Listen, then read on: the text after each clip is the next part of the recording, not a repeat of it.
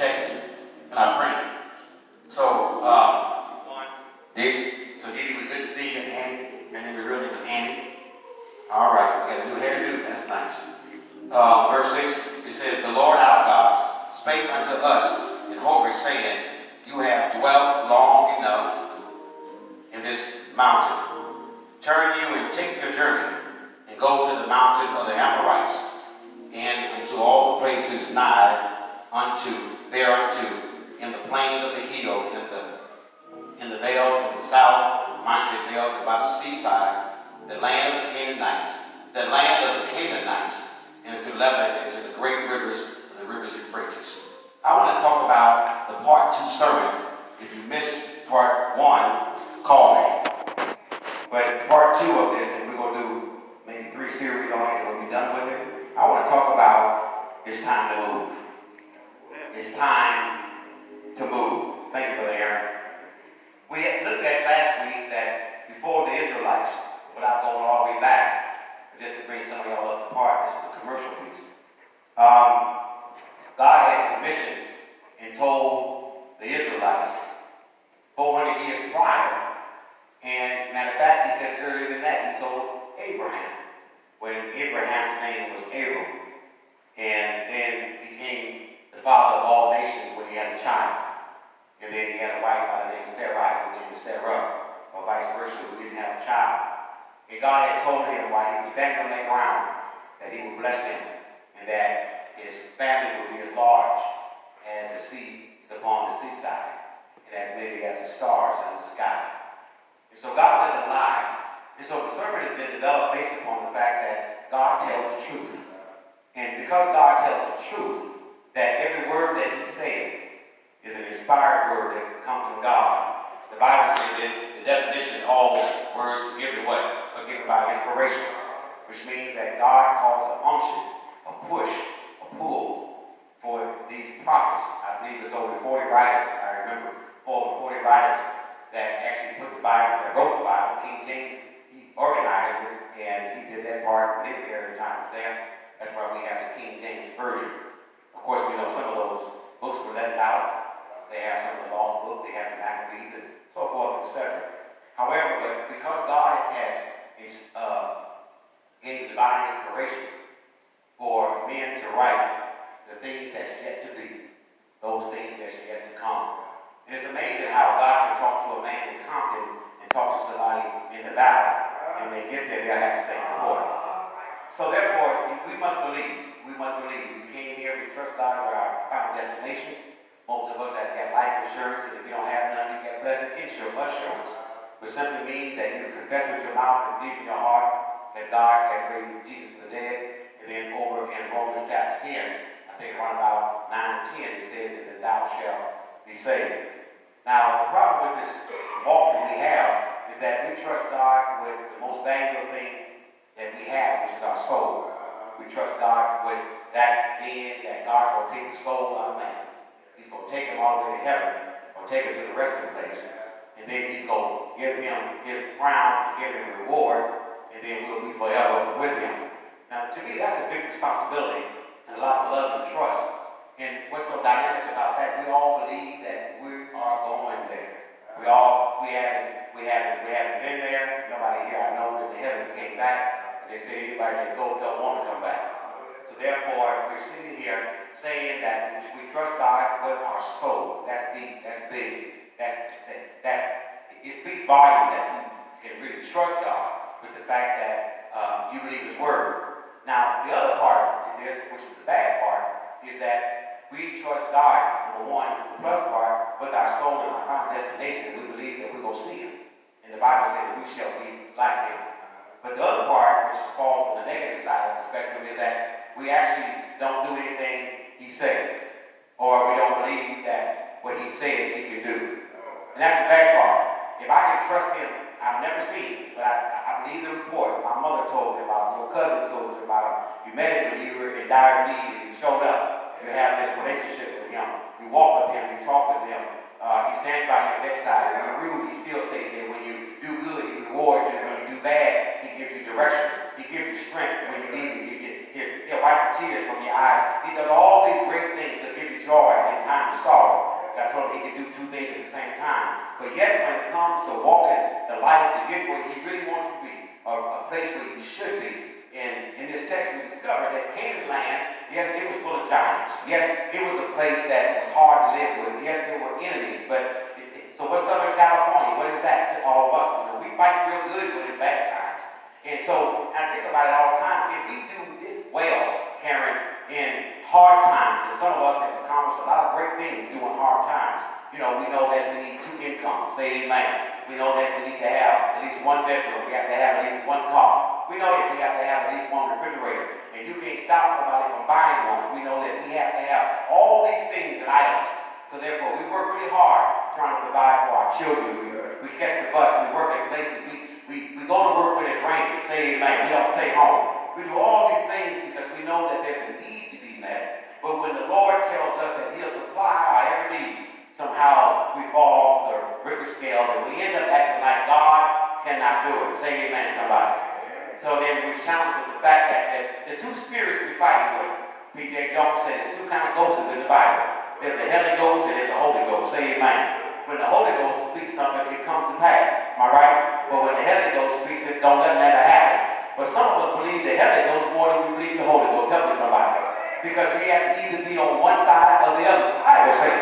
Brother Coleman was here. He said, what did the Bible say? The Bible said that either you love him or you don't love him. He told the church of Ephesus, you know what? You just got out of love with me. You know, you're lukewarm. He went to the church of Ecclesia. He told him over in Revelation, those 7 churches. And he said, but you got this one church.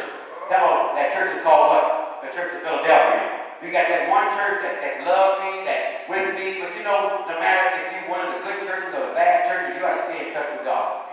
If you're there in between and you got some things and you really can't understand, I was telling Sister Graham I need something to do something with, and I need a big package to do it with. And then I was looking for a fellow's number that I used to work with, and I put his number in my phone. I never erased the number. I've been having that same line for 19 years, that same phone number, and I got all the numbers still in there. Matter of fact, you don't believe me, I got another phone the other day, and the man took 25 minutes to transfer. He said, God, how many do you have? I said, everybody in there, I'm going to use you, or they're going to use me. Say amen. But what I discovered was the gentleman's number I was looking for, I couldn't find him. I put it in there, I couldn't find him. I Googled him, and he does real estate, and he does a real good job at it. He knows how to find what you need, and he knows how to help you get there, and as a matter of fact, he'll carry you through. So I put in his number, and as a matter of fact, he did Sweet Home Finance for us. He went and got that first thing. So I kept trying to figure out where this man's number was. It didn't show up. So on Friday, when I was sitting there thinking, but I told Sister Grim, I was in the garage, but y'all gonna get you a garage. To get you a praying room. So she said, what you gonna do, Renee? I said, look, that door's closed. That door's closed. And then all of a sudden the phone rung. Guess who it was? Yeah, it was him. And then I didn't tell her what happened on Thursday, so I kept it to myself. Then on Friday, so I came in, Friday I could talk pretty good because I went to work the next day. And I said, guess who called me? She said, who? I said, Rob. But she reminded me that before I came out of the garage, I said, God can do anything he wants to do, and he can come from the front door to the back door. He will show up. So when Rob called, that was God coming through the back door. Say amen. You hear what I'm saying? So therefore, you have to speak those things, and you have to believe it, even though I don't see a scripture that says, thou shalt be refinanced. I don't see that in the Bible. Y'all see that? Thou shalt go and buy, and God will pay your car note. I didn't hear that. I didn't see that, but I know one scripture. Sister Graham asked me this morning, she said, what's your favorite scripture? I said, all things are possible to them that believe. Over for tomorrow. All things are possible. So what am I saying? If I've never seen God, anybody ever seen God? If I've never seen God, Caleb, one thing I know for sure, that God don't lie. That I believe his word. Somebody say I believe his word. Believe his word. Now, if you don't believe his word, you have to ask God to give you more faith. Like the disciples were when they were worried about the lost bread, and they weren't really looking at the fact that he was calming the storm. You remember the story? They out there, and they were, when he calmed the storm, and they said, what manner of man is this? They should be saying, thank you, Jesus. But they were concerned about how he did it. See, I'm not concerned about how he did it. I'm thanking God that he did it. And so God's word is real. God's word will have feet, it'll have hands on it, it'll have a mouth, it'll have ears, it'll have eyes on it. That's why he said he'll give you good measures, pressed down, shaken together, running over, shall in, give unto your bosom. What does that mean? That's why it behooves anybody. That's an old folk word. To behoove anybody. To treat everybody right. If you treat people wrong, that person that you sit next to can be your miracle, can be your meal ticket, can be the one that opens up doors. Because God is not coming out of heaven helping somebody. God is not coming out of heaven to come down there and sign the bank statement, but God will call a man to call in the nighttime, and that's him. You hear what I'm saying? God will touch. So therefore, if God touched men in our record in the old time, to put the words together on parchments and on paper and on wood and say things out loud to one another, then what God can do, if he spoke over 2,000 years ago and spoke 700 years before that to Isaiah and said that he was going to have one that come and dry ground. His name should be Counselor. His name should be Wonderful, helping somebody. If God did that with Isaiah 700 years before Jesus was ever born, that means we ought to take some creed in that. We ought to take hold to that and believe that everything from Genesis that says in, and everything at the back of the book over Revelation 21 that says amen. That's the first word and the last word. But guess what? God don't lie. God doesn't lie. I don't care if you can pray about anything. And God will either fix it or fix you. Say amen. But God will not let it go dormant. It just won't go away. How many of y'all believe in prayer? I mean, but how many of y'all believe in the word? Now, if you believe in the word, then you can work the word. Say amen. You can allow God to say, you know what? I need you on this case. I need you on this. My grandkids, my daughter, my son. I need you to slip through the splitters and go over there and fix that. When they won't let you in, God can get in. Say amen. God is a Secret Service agent. He got some people that he can send over there. And I guess it's a miraculous how God does stuff. How he really moves. Have you ever shocked you? Shocked you? You think he's going to be falling down and breaking up, lifted you up and showed you a miracle. Sometimes just a miracle, just being able to stand. Just being able to stand the test of time. Being able to withstand. And how you thought you needed somebody and come to find out they were just a bonus. They weren't the necessity in your life. I so wish I had somebody here to help me. I say that they were options. They weren't necessities. They didn't make you breathe. They didn't make you walk. Help me somebody. They didn't make you talk. But because God allows you to be able to move in Him, to walk in Him, to be able to, if He watches, He sits on, my preacher used to say, He'll sit on the side of the bed and He'll rock you to sleep. Say amen. And if you wake up too early, He'll give you a bedtime story. Y'all help me somebody. That's what God does. God, He never slumbers or sleeps. But when He speaks to His word, people go, huh? What you got to believe in is just the mere fact that God sent it, and God sent the word. Somebody said, send the word. If God sent the word, it's real. It's raw, and it's ready. Do you hear me? It's real, it's raw. I got that from my friend Michael Fisher. And it's ready. It's real, it's raw, and it's ready. That means that God, He'll send you sometime when the cake is in the oven. But when He sends it, you can start jumping and say amen. Because this too shall. Now help me somebody. This too shall pass. So look at your situation right now while we're doing a little therapy, a little psychology, and mix together. Just think about the situation that you're up against right now. Your dilemma, your crisis, or what you will or what you want. That woman that said with Elijah, that she gave him a place to live when he came to town. She built a little room for him so he could sleep there. And she built him a table, and she didn't ask him for nothing. And then so he went out there and found out that her heart desire was she wanted to have a child. And she wanted to have a child.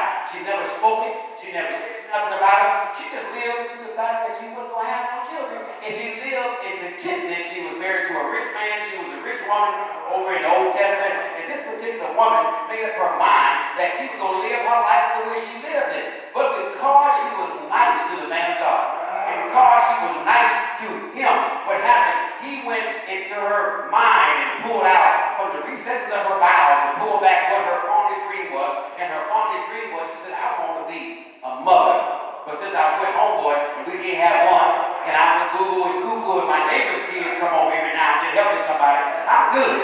Am I talking y'all language? Right, I'm okay, I'm good. Hey, that's Andy right there. Hey, everything is fine. But what happened was because she was obedient to helping somebody, the Bible said He honored her desire that she never spoke. God can bless you through unspoken requests. When you haven't said nothing, God will open up doors. He specialized in two things: opening doors and closing doors. He does. I seen him do it. My job, they laid me off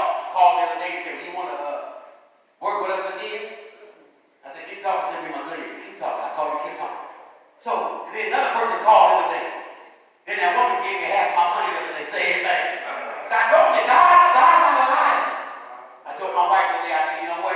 Take your feet and your faith and put some feet and hands on it and watch God walking through this thing. Yeah. Want to do it? Yeah. And what you thought you couldn't do, you can.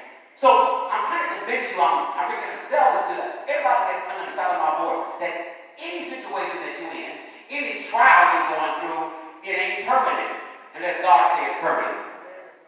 It's not permanent. The pain you bear, it ain't permanent. The sorrow you share, it's not permanent. Because when you're in touch with God, the problem is people want to kind of hamper it a little while. This morning I felt like I wanted to pamper myself. So I cut my hair. And I couldn't see. I had 5 mirrors hung on the wall, I had 9 lights on. I just kept on turning. I said, well, I'm going to do this. Come on. And there's a lot of time to do. Oh well. Then I ironed the shirt, ironed the suit, sat back down. And I was thinking, I said, you know what? It's 3 o'clock in the morning.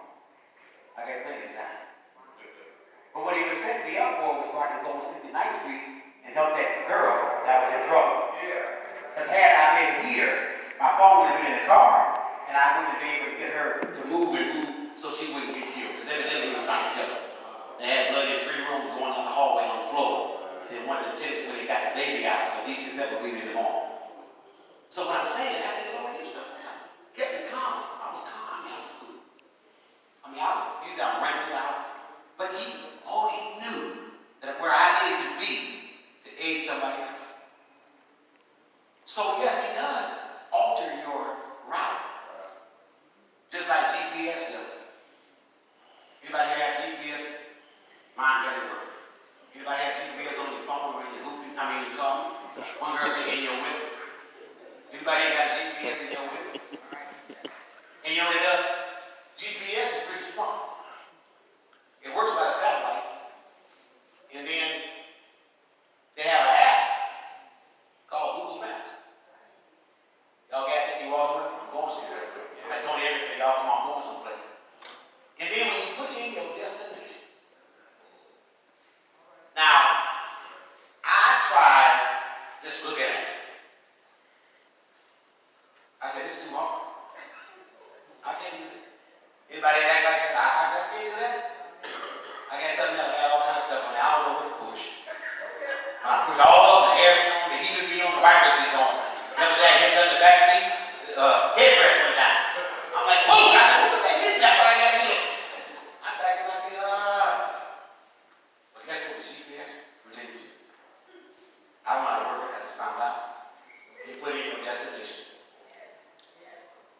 What you're doing is telling it where you want to be. And it'll tell you what time you'll get there.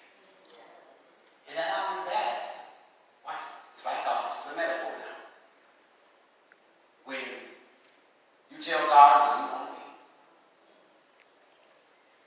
God will figure out the route. And then he'll speak back to you and says, we have altered your route. And if you choose to go in a different direction or a different route, and it says, hit the X. Well, I didn't hit the X. Or they hit the X. Well, what I did was, I thought if I hit the X, I cut it off. I don't know what she said, don't hit it, I do hit it. So, I didn't hit the X.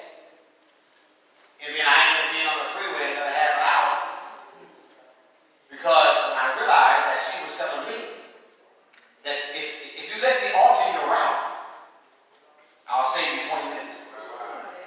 And then not only that, it talks. You know it talks? It says there's an accident up 20 miles in lane 3. 2 things she said, I can alter you, or you can move to the right or move to the left. That's just how God does. God knows, he knew that Israel was supposed to be in Canaan land because he already knew the route. He already knew the destination.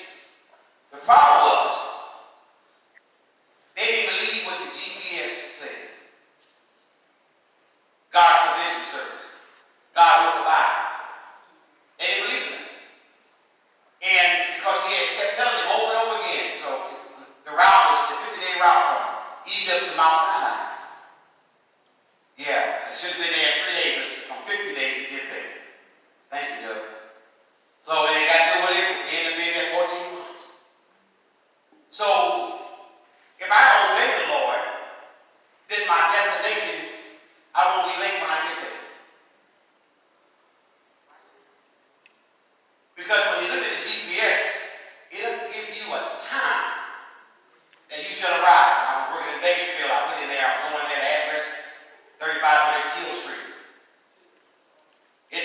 200 miles. You leave at 3, you get there at 5. Then also it tells you that you push the button. I learned this the other day. It asks you if you're walking, catching, if you're walking, if you're on public transportation, if you're on a train, or you're in a car. So I said, well, let me go ahead and figure out how long it would take to be on the train. How long it take if I got on the train. I'm just learning, y'all help me out somebody. So I pushed, no, first I pushed walking. It said 2 days and 4 hours. I said, well, I won't be walking there. It'll be Monday when I get there. It's Saturday. So I said, well, let me go ahead and push the button for the public transportation. 5 hours and 17 minutes. And I said, I won't be doing that one. And then I put on there, I said, if I'm driving. You know, it didn't ask me what kind of car I had. It never asked me how much gas I had. You know why? Don't tell nobody. I told you this. It already knows. You should know. If you got to go 200 miles, you need some gas. You hear me? God already knows. I'm going someplace. God already knows what it's going to take for you to get to your destination. And if God will cause you to meet people, God will cause you to have acquaintance with people. That's why some of y'all look like you had this little skit to the old man. You ain't met that person yet because you ran out of gas. Because you didn't pull it over and say, I can't do it. I can't make it. And I told you what A. Jordan may say. They said, she kept saying, can't. Thank you, Paul. And then her daughter said, I can't do it. She said, can't die. And couldn't get over till we could. You have never seen the Bible where it said you can't do it. And anything the Bible said you can do all things. So that means all y'all should be laughing and smiling right about now. And be tickle pink. And be happy because you know that this too shall pass. And if he brought me to it, heard what it is, and he'll bring me through it. Now we like cliches, we just don't like the Bible. We like to have little around and we like to say all these nice great things. But the Bible says, y'all look at me, look up here at me. So here they are. They did 50 days, it took them 14 days, 14 months to get there. And then they traveled to Kadesh Barnea. Then they were there for 10 months. They stayed there. They should have been there 11 days. And then on their way, getting there, they got hard-headed. They got hard-headed. They started complaining. And that's what happens when you're on your road to your destination. Don't get mad because there's traffic. That's part of God's divine plan. So wish I had a fake mic on the driver.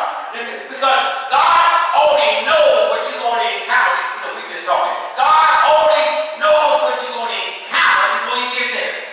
God knew somebody was going to fire you. He knew I was going to be laid off, and he knew they were going to call me back. He already knew that. He knew that before they laid me off. So my thing is, why you lay me off and he going to call me back? Well, God said, because I need you to learn something about me that you don't know. Is that I can take care of you for 3.5 months. So now I know. But before I didn't know, because I had been working so long that I never had got to the point where everything was gone. But I still got joy.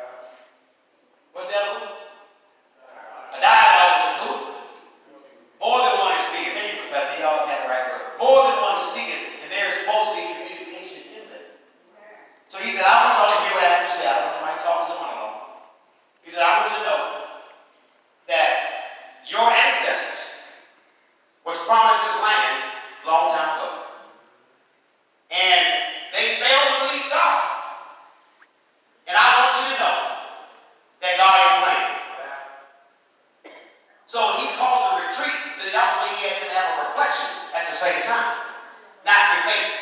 So they couldn't reflect upon the fact that they weren't there. But they could remember all the people that died coming through the wilderness. So that trauma got in the way of their blessing.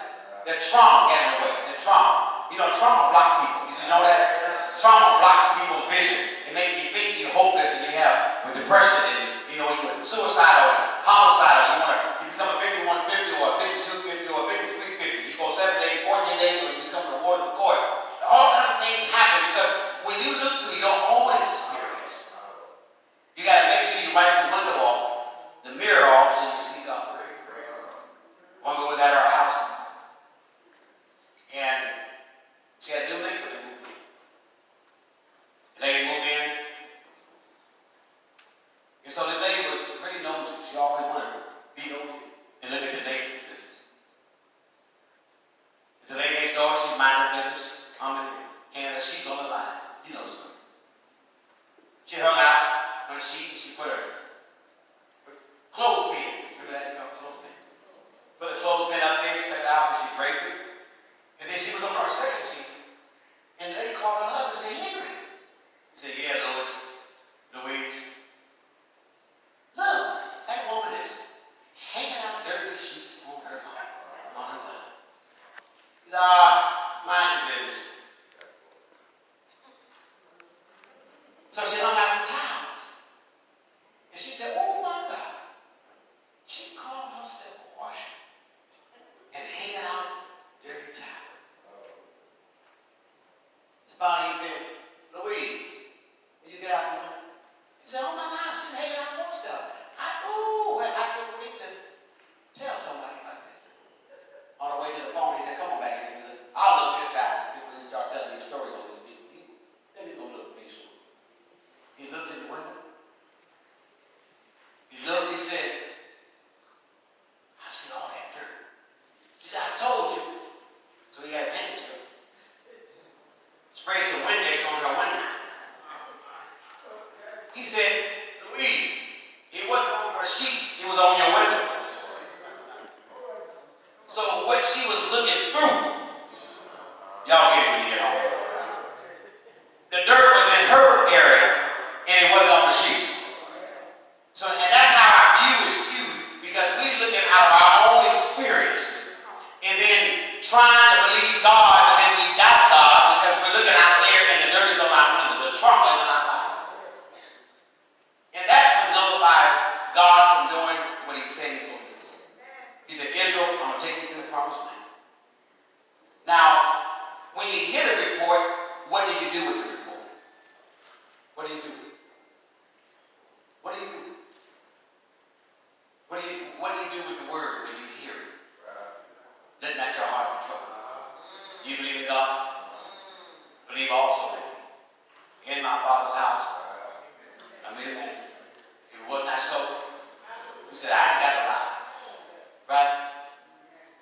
And he says all these verses, scriptures, 805, 649 verses, 805,649. He says, everything that I say, watch everything that I say, he would never come back. He would never come back home. So every word, you hear me?